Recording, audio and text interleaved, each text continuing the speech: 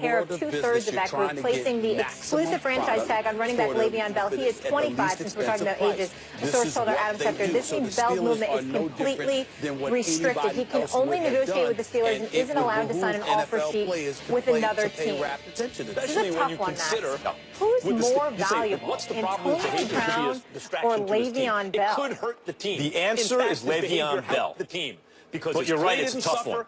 Because this team, with those three skills positions, Ben Roethlisberger, quarterback, of course, Antonio Brown, you heard Stephen A. go over his numbers, like a Jerry Rice-like prime so far, and who knows how much longer he has to go. He can just keep adding to that, and Le'Veon Bell. For the twilight of Roethlisberger's career, of course, giving them a chance to win every season. This catches where they line him up all over the place. They put him on the outside in the slot, whatever, just like a wideout. And blocks. And he does all of them really well. So the threat of him enables play action, and the reality of him allows you to control the clock.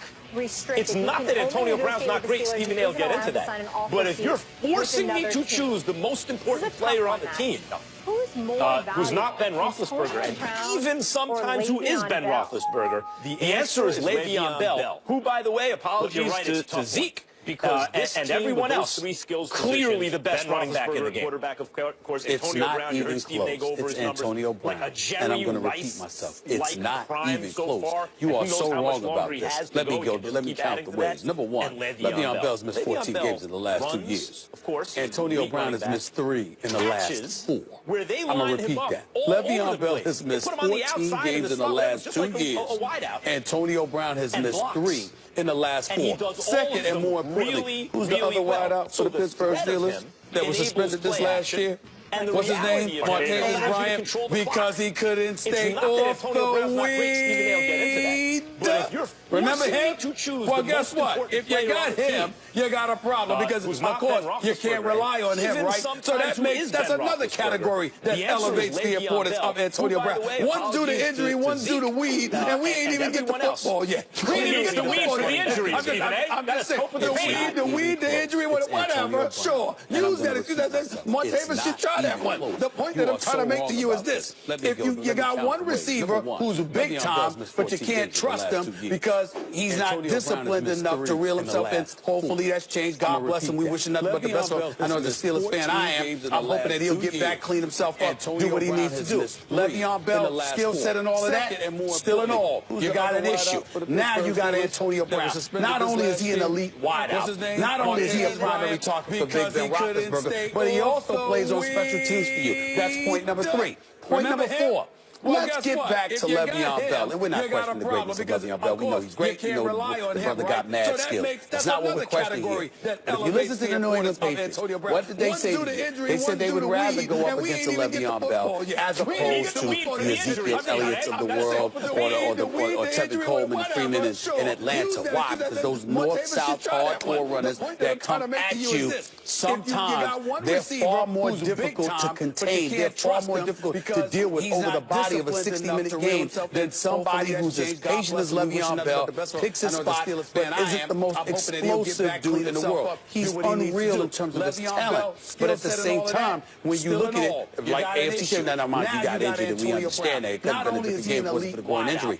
I'm just simply saying his style of running isn't always conducive, as Teddy Bruschi pointed out to us, what you would prefer to go against. You might prefer to go against somebody else other than him. With Antonio Brown, he's a triple threat, and on top of it all, he has the best ability of them all, and that is availability. Okay, first of all, Ezekiel Elliott's of the world, Le'Veon Bell's style of running, I don't know if it's conducive to this or that or north. It's conducive to busting your butt is what it's conducive to. You can't stop Le'Veon Bell, and part of that is because you mentioned what Antonio Brown could do in playing on special teams, and he's an elite receiver. Le'Veon Bell's practically an elite receiver. Look at multiple in the slot.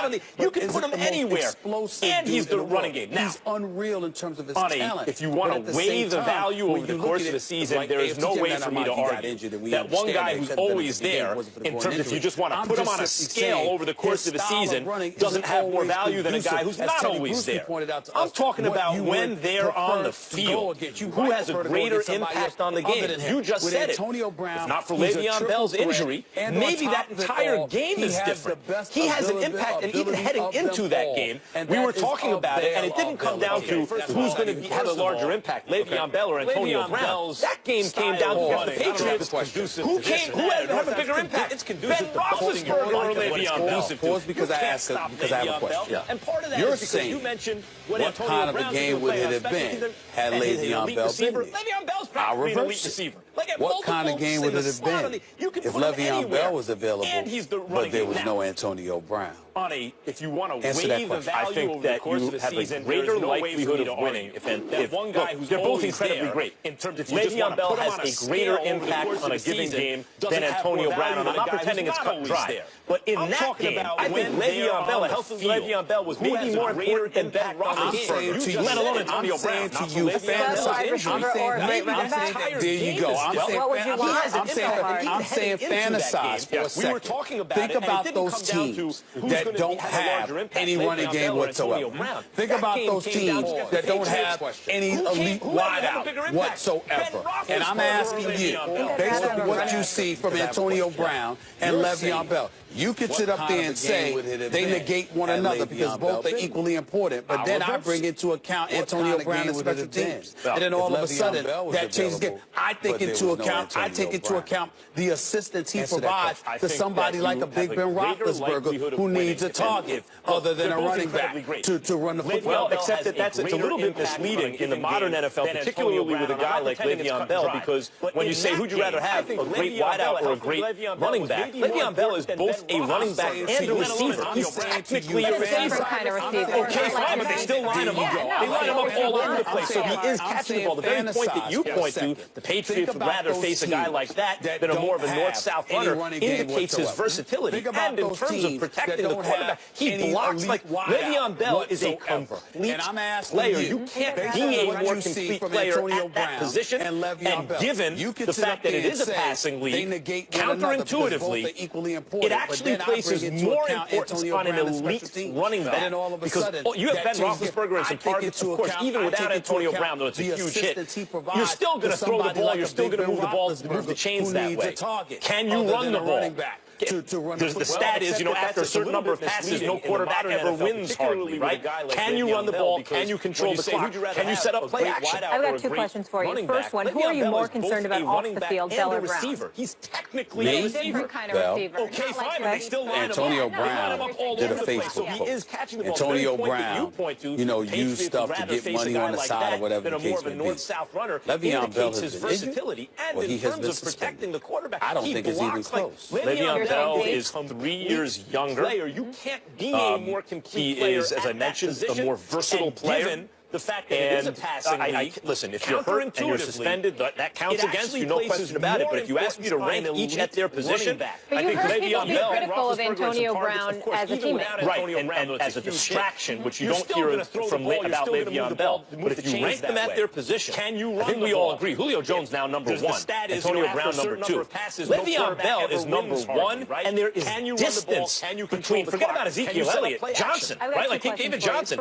He is not as good as Le'Veon Bell, and he's probably better than Ezekiel Elliott, who some people were saying should be MVP. I'm just telling you right now, I look at Derek Johnson, I look at Ezekiel Elliott, I put them in the same class as Le'Veon Bell as a runner. Not as a passer. I'm just talking about as a player. Okay, that's fine. Well, you're right about that. Le'Veon Bell coming out of the backfield, even though some would say Johnson can do some things as well. Yes, he can. Let me be very, very clear.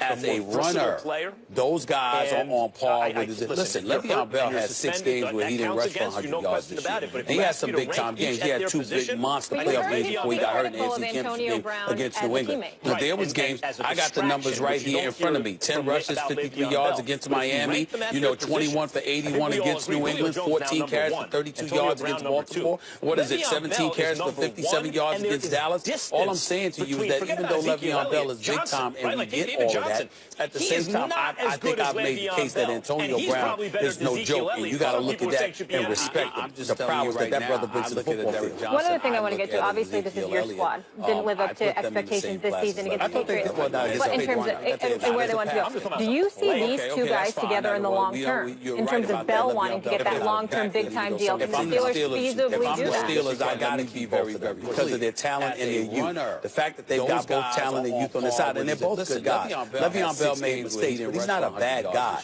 Antonio Brown made mistakes this year. He's not a bad guy.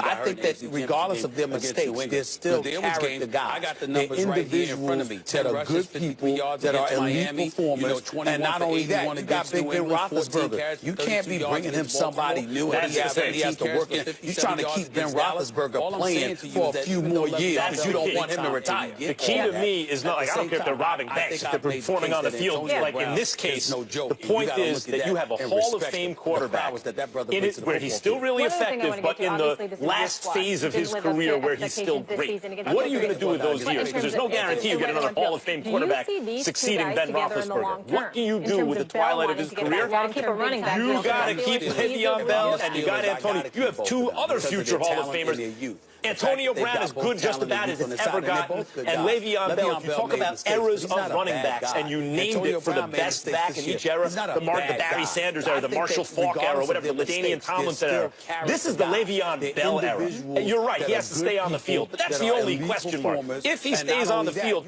this is his world in terms of running backs. And we haven't seen this team really at full strength the last couple of years, whether it's suspensions or injuries this year, Martavis Bryant, so still legit offense.